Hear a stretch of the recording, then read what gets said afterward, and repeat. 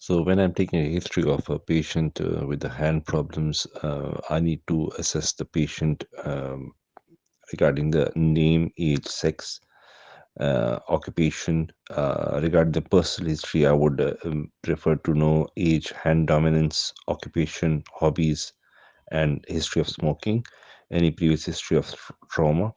Regarding the pain, I would like to know the site of the pain, onset, character, radiating, relieving factors, exacerbating factors, nocturnal association. Would like to know the area of the stiffness, if there is any stiffness, swelling, or loss of function or deformity.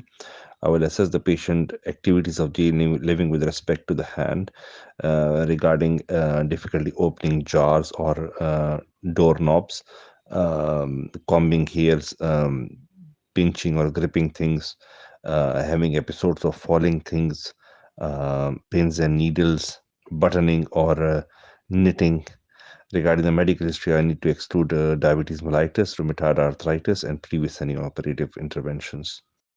Regarding the examination of the hand, I will expose the hand bare above elbow joint, and I will assess and see if there is any findings of scar, wound, incisions, uh, any skin changes or discoloration, any pigmentations.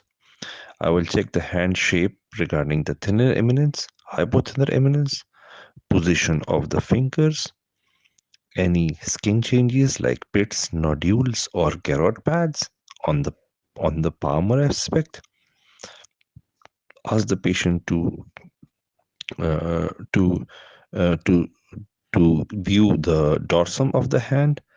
Check for the attitude of metacarpophalangeal and proximal interphalangeal joint.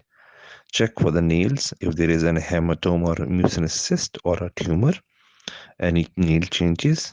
Check for the prominence of the ulna itself. Check for any nodes, that is Bouchard nodes and Herberdin nodes, any arthritic changes with the swelling. I will also then after ask the patient if there is any place which is painful and start palpating.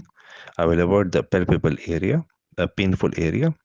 I will assess and palpate the ulnar prominence and radial styloid, then palpate the carpal bones, then the scapholunate interval as well as lunotriquetral interval, and go distally, palpate the metacarpal heads and metacarpophalangeal joints, and then phalanges.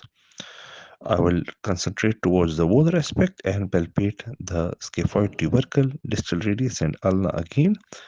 Check for tunnel test if this is for the carpal tunnel. Um, Regarding movement, I would quickly screen the patient with the flexion and extension of the thumb, as well as the abduction of the thumb. Check for the global range of motion with making a fist and extending the fingers in pronation and supination as well. If there is any deformity, I would have a diagnosis. If not, I will do the grip tests. There are 3 precision grips and 2 power grips. The precision grips is a tripod in which I will give the pen to the patient. Then I will do a side pinch, which is I will give a key and ask him to hold it. Then a tip to tip pinch, which is a thumb with the thumb and index finger. I will ask them to hold the coin. Then there are 2 power grips, which is a hook grip and the hook grip when I hook my fingers and ask the patient to hold, and a power grip in which I will ask the patient to hold my forearm and squeeze it.